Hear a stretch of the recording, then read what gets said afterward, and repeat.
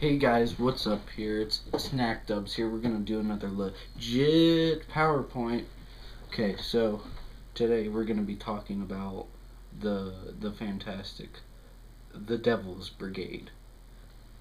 They were a special ops unit during World War II. One of the first special operations unit of time. They basically set in motion what is today spec ops, like the Navy SEALs, the Green Berets, Delta Force, all of that. You know what's up. Today we're going to be looking at how did special operations made an impact on World War II, and why were they so deadly? I'm talking slitting throats, taking names. That's what I would do. Next slide. But first, we gotta talk about why were these special operation units put into action during World War II? Well, okay, so being put in action, the Devils Brigade was started by an idea in this guy, Jeffrey Pike. Now, Jeffrey Pike, he was living in England. He came up with the idea for special forces operations to carry out missions against Nazi forces. And he was sitting at home probably like, hey, why don't we start this thing where we go in secretly and just obliterate these Nazis? And that's what I would have done, because Nazis, they're bad guys. And then so he called up to his little friend, and his friend was named Lord Lewis Mountbatten. Um, and they were like, man, this is a good idea. Let's do that. And so what these two guys, so they're like, okay, I got this. And so he called up Lieutenant Colonel Robert Frederick. That's this guy. So this lieutenant, he was like, this idea, it's nice. And he was like, let's do this. So what he did is he went to the army. That's the wrong side. And he went to the army, and he got 2,300 men. And these troops were all from the United States, Canada, and Norway. But most of the Norwegian soldiers, they didn't get the cut, and so there's about equal number of Canadian and U.S. soldiers. The Canadians and U.S., they made up most of it, and what these guys did is they became the first Special Service Force, aka more known as the Devils Brigade. So they went to training, and they trained in parachuting. These guys, they were experts at all this. Like, by the time their training was done, they knew every inch in every centimeter, depending on if you were US or Canadian due to the metric system, inch or centimeter. They knew parachuting, weapons, and demolition usage. Okay, so they knew their weapons. They trained in small unit tactics. Skiing, that was a big part of their training. Cold climates, because of where they were skiing, obviously. Rock climbing on rocks, you know. I've never done that. They also trained in hand-to-hand combat. Knife fighting techniques.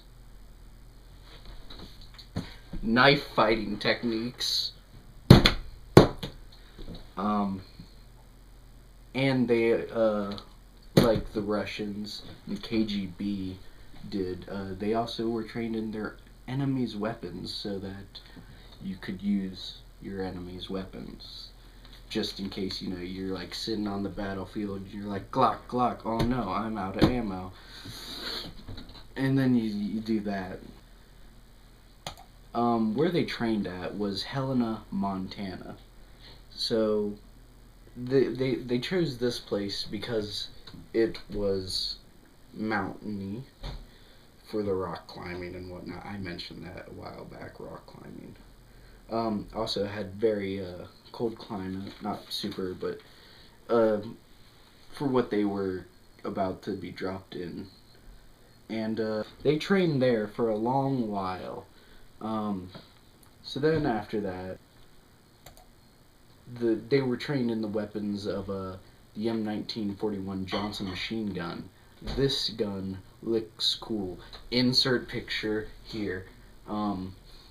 They were also trained in the V42 combat knife. This knife was specifically designed for the Devils Brigade.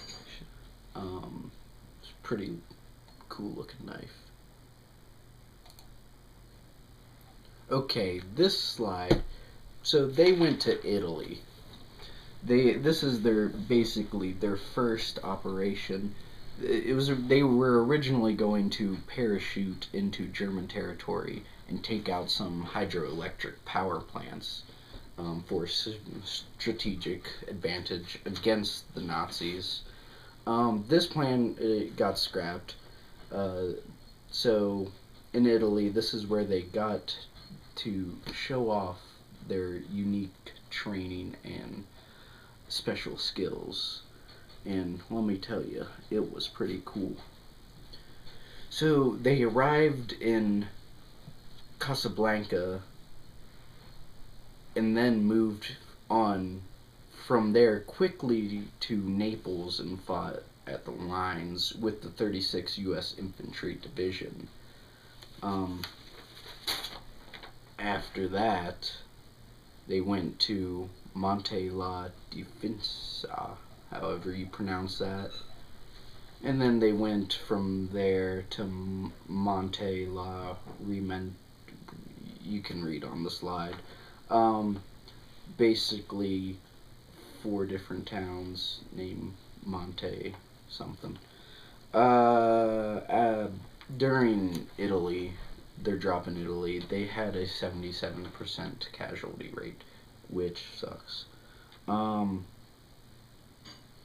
In Monte la Difesa, at this place, they went there in the winter to take out an enemy base that was located on top of a steep cliff. So this mountain was all rigid like a breadstick.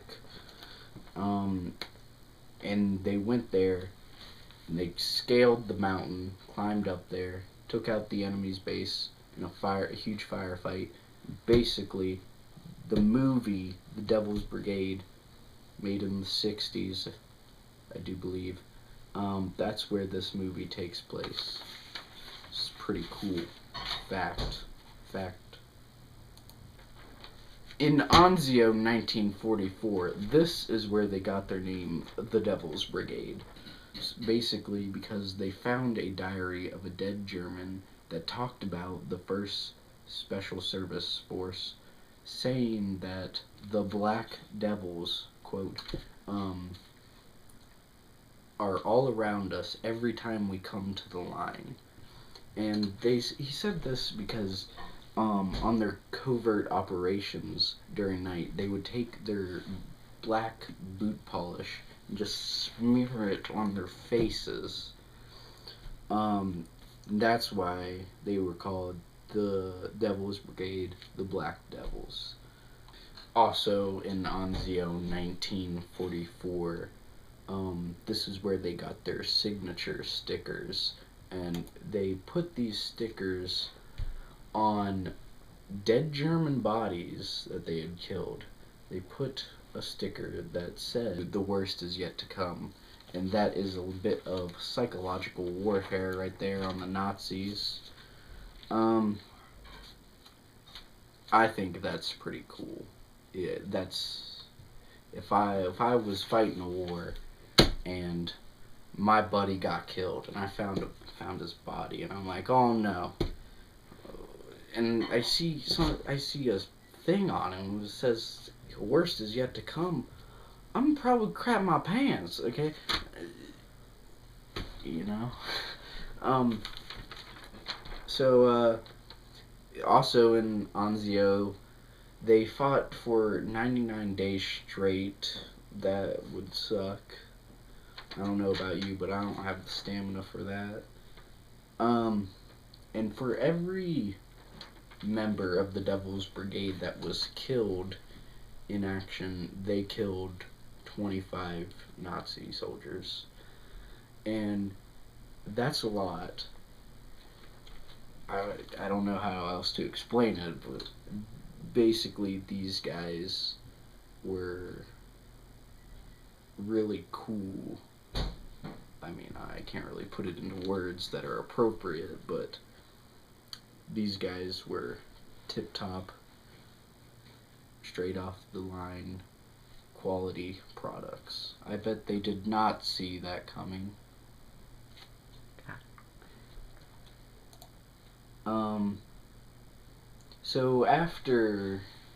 So then they, after Anzio, they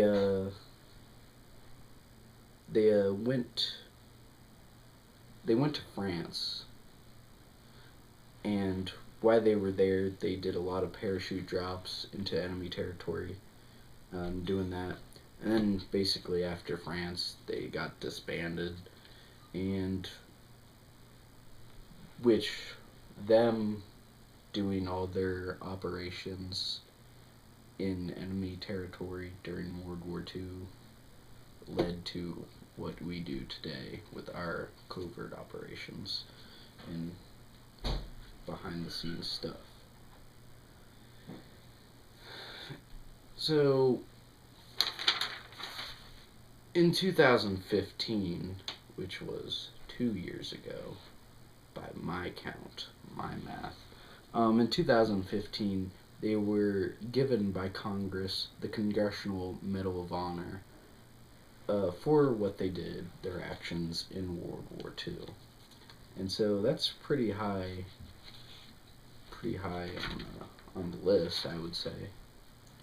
And then here we have all the crap that I did researching. That's my works cited page. Thank you. Come again. Bye. You ever see that movie Blade? Yeah, something dumb.